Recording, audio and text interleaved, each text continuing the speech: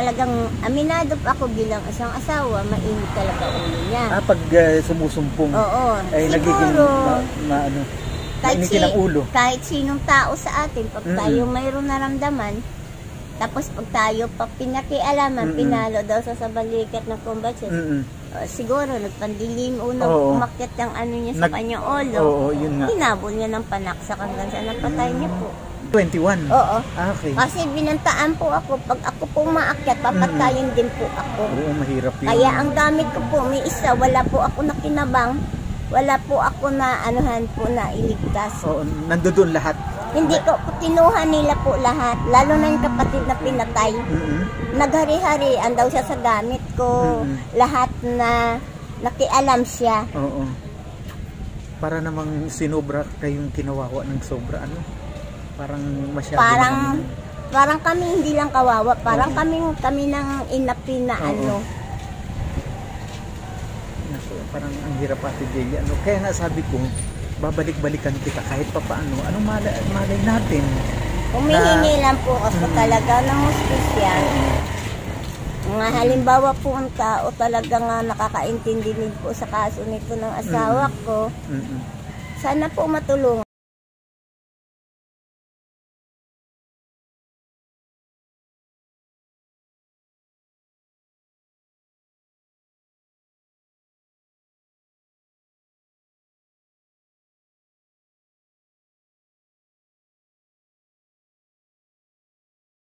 Ayan, magandang hapon Ate Del, kamusta ka na? Magandang hapon din, okay naman.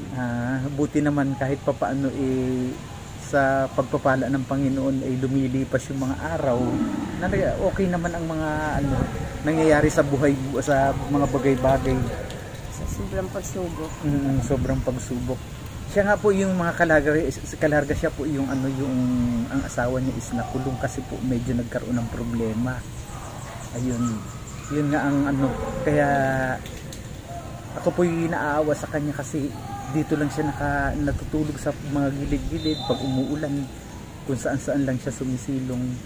Kasi mula po nung nagkaroon ng problema sa asawa niya, doon na siya parang naging homeless. May sarili po siyang bahay pero napilitan na rin niyang ibenta kasi nga po gawa doon sa mga naging problema na yun. Kaya yun ang Ate Del, paano nga nagsimula yung isasama rin na lang natin yung kwentong? Hindi ko yung pagkaano kasi, sa totoo lang ang nangyari kasi noon, nakainom yung asawa ko sa isang bote. Oo. Nakainom din siya? Oo. Tapos yung pinatay niya noon para may hangover din nung gabi noon. Ay, ibig sabihin yung na-aksidente niya parang... Pero masaya kami, wala kaming alitan, wala kaming talagang sabi mo may samaan ng loob. Samaan ng loob, oo. Ang ganda ng pagturingan namin talaga. Kasi sabi ng asawa ko, kasi pag kumikirot ang colostomy bag niya, talagang aminado ako bilang isang asawa, mainit talaga ulo niya. Pag sumusumpong, ay siguro, nagiging mainitin ang ulo. Kahit sinong tao sa atin, pag tayo mayroong naramdaman, tapos pag tayo pa pinakialaman, pinalo daw sa balikat ng kumbatsis, siguro nagpandilim unang umakyat ang ano niya sa kanyang ulo. Yun nga. Hinabol niya ng panaksak hanggang sa napatay niya po. Grabe, sobrang bilis ng mga pangyayari. Tapos nung nakapusas na siya, dinala sa nakapusas na sa doon pa lang sa Bonifacio. Ang anak-anakan niya sinuntok ng asawa ko sa paging mga mata. Dumugo. Dinala sa barangay. Kaya pala ako papasukin sa barangay. Dahil nakahiga na daw yung asawa ko doon sa sahig. Sinipa pa daw siya. Sinipa pa daw sobra sa naman, may pilay pa yun. Nagitnaan kasi sa dati ng postik ang truck mo. Kaya iniinda yung pilay niya. May sakit na may dinagdagan pa ng sakit. Oo, yun. Di ba dapat sila yung batas? Sila ang mag-ano? Correct. Oo, yun. Hindi nila dinagdagan. Parang doon pa lang sa pagkakahuli or pagkaka-aresto ay talagang dinadagdagan pa lalo ang sakit. Kasi ang kapatid sa pinatay nun, tanod din dito sa barangay. Ibig sabihin magkapatid yung... Oo. Okay. Kaya siguro, porque kasamahan, porque kampi-kampi na sila lahat dyan. Nagkampi-kampihan na ano? Oo. Ang nagtaka lang ako noon, kasi nung araw yun, niyaya ako ni Admin Lot nga. Sabi niya, Ate Dili, akyat tayo sa taas, kausapin ka namin. Di pa nga kami nagbukas ng pinto sa taas, ayun na, narinig namin, naghabulan na doon, nagsaksakan. Wala na. Patay na. Grabe, ano. Pero ano ang asawa mo, sumuko or ano? Hindi, andyan lang siya, nakatulala. Parang... Hindi naman siya tumakbo, hindi naman siya... Hindi siya nagtago o ano? Hindi. Talagang ano siya.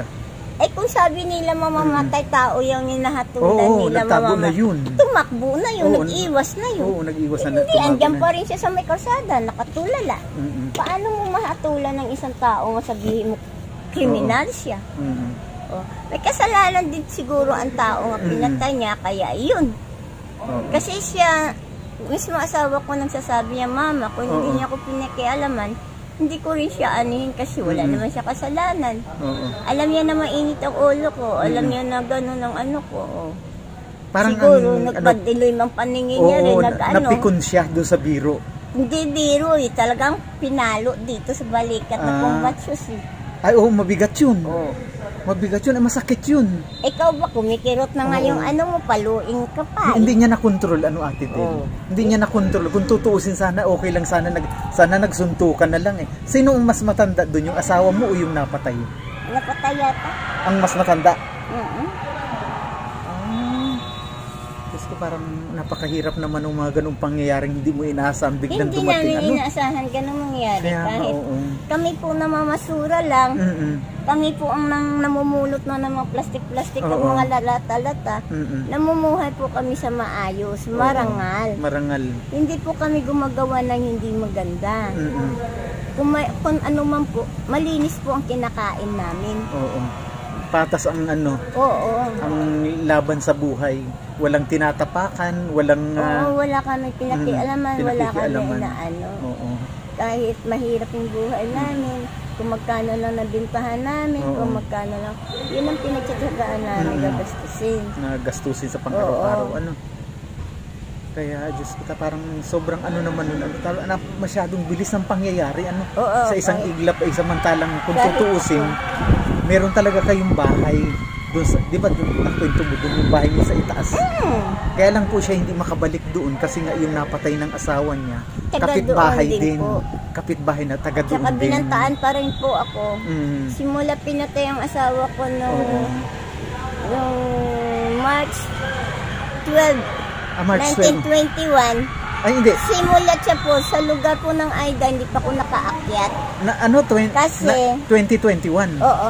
Okay. Kasi binantaan po ako, pag ako po maakyat, papatayin din po ako. Oo, mahirap yun. Kaya ang gamit ko po, may isa, wala po ako nakinabang, wala po ako na anuhan po na iligtas. Oo, nandoon lahat. Hindi ko, kinuha nila po lahat, lalo na yung kapatid na pinatay. Naghari-harian daw siya sa gamit ko, lahat na nakialam siya. Para namang sinobra kayong kinawawa ng sobra, ano? Parang masyado. Parang kami hindi lang kawawa, parang kami nang inapi na ano. Parang ang hirap, Ate Delia, ano? Kaya nga sabi ko, babalik-balikan kita kahit pa paano. Anong malay natin? Humihingi lang po ako talaga ng hustisya. Mga halimbawa po ang tao talaga nga nakakaintindi po sa kaso nito ng asawa ko. Sana po matulungan kami. Kasi dito po, nung araw nun, sa investigador, hindi rin po ako makapasok para magtanong ko kung anong kaso ng asawa ko, kung ano. Hanggang simulat sa pulpo nga nahuli ang asawa ko, wala malang pumunta sa akin na investigador o nagtanong kung ano nangyari, kahit pulis o kahit ano. Talagang diretso ba agad sa kulungan? Oo.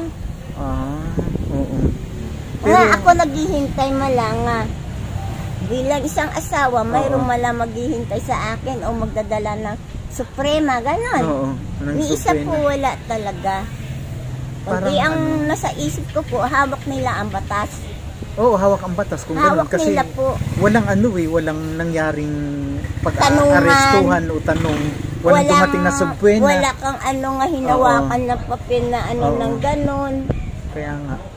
Parang inano na nila talaga ang batas ng binangonan na sinarado. Nga talagang diniin nila ang tao. Na walang paglilitis. Samantala ng araw ng kriminal, wala sila. Maaari po sabihin nila, siya ang pumatay sa kapatid ko.